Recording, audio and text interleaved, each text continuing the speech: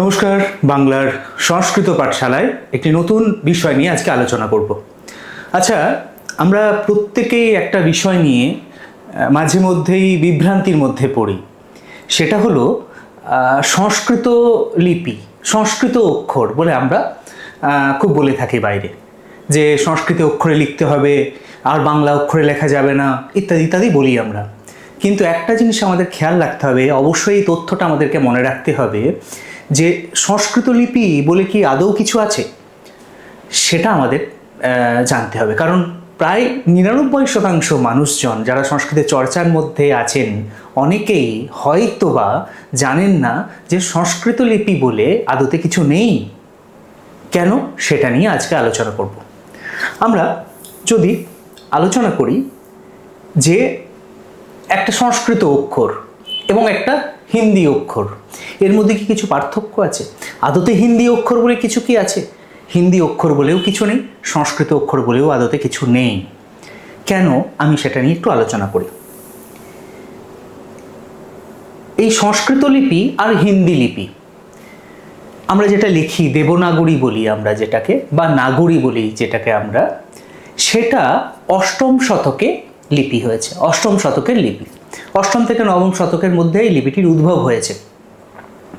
কিন্তু তার আগে আমরা তো সবাই জানি যে সংস্কৃত সাহিত্য একটা বিরাট সমৃদ্ধ একটা সাহিত্য, খুব প্রাচীনকাল থেকে, বৈদিক যুগ থেকে।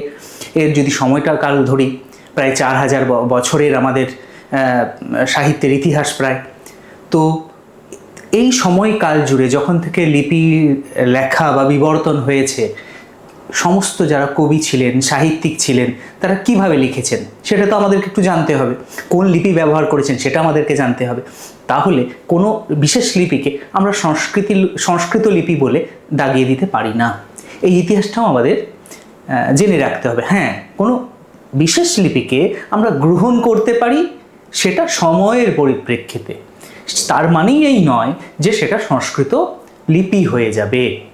পরিপ্রেক্ষিত অনুযায়ী হতে পারে। অ্যাপারেন্টলি সেটা মনে করা যেতে পারে যে এই লিপিতে আমরা চর্চা করছি। কিন্তু আমরা যারা বাঙালি আছি, বাঙালির সংস্কৃত চর্চার ইতিহাসও খুব নবীন নয়, খুব আধুনিক নয়।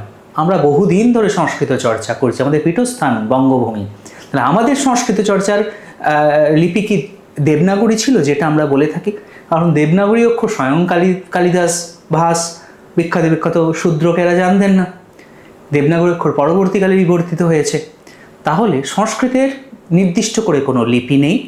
যে লিপিটা আমরা হিন্দি অক্ষর বা দেবনাগরী অক্ষর বলে চালিয়ে থাকি, সেটা আসলে দেবনাগরী বা নাগরী লিপি, ব্রাহ্মী থেকে বিবর্তিত হয়েছে এমন একটা লিপি। যাই হোক, সেটা নিয়ে আমরা আলোচনা করব। আচ্ছা, এখানে এইটাকে একটু ইগনোর করতে হবে, বা নিচেরগুলোকে, তার কারণ একটু অন্য ভাষা মিশে আছে। আমি এই বিষয়টা নিয়ে আসলে যাই। আমি যদি এখানে আলোচনা করি, রামঃ বিদ্যালয়ম গচ্ছতি, আমি লিখেছি একটা লিপিতে, দেবনাগরী লিপিতে, রাম বিদ্যালয়ে যাতা হ্যায়, হিন্দিতে লিখেছি। ভাষাটা আলাদা আলাদা হয়ে আছে, সংস্কৃত ভাষা, হিন্দি ভাষা। লিপিটা কিন্তু নাগরী বা দেবনাগরী, দেব বিশেষণটা পরে যুক্ত হয়েছে। দেবনাগরী আসলে পরবর্তীকালীন নাম। প্রথমে নাগরী, তারপরে দেব বিশেষণটা যুক্ত হয়েছে নগরে প্রচলনের কারণে। এর একটা মত আছে যে নগর কেন্দ্রিক এই লিপি ছিল, সেই জন্য এই লিপিটির নাম হয়েছে নাগরী। পরে দেব এই বিশেষণটা যুক্ত হয়েছে, ব্রাহ্মী থেকে উদ্ভূত এই লিপি। সেটা নিয়ে আমি দেবনাগরীকে নিয়ে একদিন একটা ক্লাস করব। কিন্তু আপাতত আমরা এটা জেনে রাখি যে সংস্কৃতের লিপি, বা আমরা সংস্কৃত অক্ষর বলে যেটাকে দেগে দিই, সেই লিপিটার আসল পরিচয় হলো, সেটা হলো দেবনাগরী।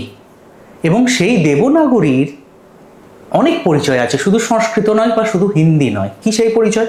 আমরা যদি দেখি, সেই পরিচয়গুলো হলো এই। আমরা দেবনাগরী লিপিতে অনেকগুলো ভাষার চর্চা করে থাকি। আমাদের দেশ তথা নেপালেও এই চর্চা হয়ে থাকে। কি কি? আমরা দেখো, সংস্কৃত চর্চা করে থাকি, আমরা হিন্দি চর্চা করে থাকি, মানে হিন্দি ভাষা প্রকাশ করি দেবনাগরী লিপির মাধ্যমে, সংস্কৃত ভাষা প্রকাশ করি দেবনাগরী লিপির মাধ্যমে, মারাঠি প্রকাশ করি দেবনাগরী লিপির মাধ্যমে এবং নেপালি ভাষা প্রকাশ করি দেবনাগরী লিপির মাধ্যমে। যেমন বাংলার ক্ষেত্রেও হয়, আমি পরে বলছি বিষয়টা। আমরা সংস্কৃত দেবনাগরীতে বেশি, কারণ দেবনাগরী লিপির ব্যবহারটা ভারতবর্ষের সংখ্যার দিক থেকে, ভারতবর্ষের প্রাধান্যের দিক থেকে অনেক বেশি। সেই জন্যই দেবনাগরী লিপিটার গ্রহণযোগ্যতা আছে বলে আমরা মেনে নিতে পারি আপাতত। সেই দৃষ্টিতে যেহেতু বহু সংখ্যক মানুষজন এই লিপিটা সম্পর্কে পরিচিত, সেই জন্য আমাদেরকে এই লিপিটা জানতে হবে। হিন্দি জানার ক্ষেত্রে, মারাঠি, নেপালি বা সংস্কৃত জানার ক্ষেত্রে এই লিপিটার জ্ঞান থাকা জরুরি। সেই জন্য দেবনাগরী মানে সংস্কৃত লিপি নয়, সংস্কৃতকে প্রকাশ করার জন্য একটা লিপি হলো দেবনাগরী, সংস্কৃতের লিপি নয়, হিন্দিরও লিপি নয়, বা মারাঠি বা নেপালির নির্দিষ্ট করে আমি সেটাকে বলে দিতে পারি না, কারণ দেবনাগরীর অনেকগুলো পরিচয় আছে, অনেকগুলো ভাষাকে সে প্রকাশ করে। এবার আমরা যদি এই কথাটি মনে রাখবো ছোট করে, যে কথাটি আমাদের মনে রাখার মতো। এই প্রসঙ্গে আমি বলি, যেমন বাংলা লিপিতে আমরা দেখতে পাই যে শুধুমাত্র বাংলা ভাষা না, আমরা অসমিয়াতেও আমরা বাংলা ব্যবহার করি, তাই না? তো সেই রকম ক্ষেত্রে তিনটে জিনিস মনে রাখতে হবে। সংস্কৃত একটা ভাষা যেটা আমরা বিভিন্ন অক্ষরে প্রকাশ করতে পারি, তার মধ্যে গ্রহণযোগ্যতা, প্রাধান্যের দিক থেকে গ্রহণযোগ্যতা দেবনাগরীর। কিন্তু দেবনাগরী মানেই সংস্কৃত নয়। কেমন? আমরা বাংলার অক্ষরের মাধ্যমে, আমাদের বিখ্যাত ব্যক্তিত্ব, বাংলার বিখ্যাত পণ্ডিতেরা বাংলা অক্ষরের মাধ্যমে, বাংলা লিপির মাধ্যমে সংস্কৃত চর্চা করে গেছেন। উড়িষ্যাতে ওড়িয়া লিপির মাধ্যমে। কেমন? আমরা যদি হিন্দি বলয়গুলোতে দেখি, তারা দেবনাগরীতে চর্চা করেন। আমরা যদি আবার কাশ্মীরের দিকে যাই, সারদা লিপিতে ব্যবহার করা হয়। আমরা যদি আবার পাঞ্জাবি লিপি, মারাঠি, এইগুলোতেও আমরা সংস্কৃত চর্চা লক্ষ্য করতে পারি। তো এই অনেক লিপির মাধ্যমে ভারতবর্ষের সংস্কৃত ভাষা চর্চা হয়ে থাকে, কিন্তু প্রাধান্যের দিক থেকে দেবনাগরীর একটা গুরুত্ব অবশ্যই আছে। তাই সংস্কৃত ভাষা লিপি অনেক প্রাধান্যের দিক থেকে আমরা দেবনাগরী এই জন্য শিখি। হিন্দি লিপি বলে আলাদা আবার কিছু নেই, ওই দেবনাগরী তার পরিচয়, নাগরী বা দেবনাগরী। যদিও হিন্দিতে কিছু বাড়তি বর্ণের বিবর্তন পরবর্তীকালে হয়েছে উচ্চারণের প্রয়োজনে, বাংলার ক্ষেত্রেও সেটা হচ্ছে জ, আমরা যেমন বলি, সেক্ষেত্রে আমরা এখন বাংলায় দেখে থাকি না যে এইভাবে একটা বিন্দু দেওয়া হচ্ছে বর্গীয় জয়ের সঙ্গে।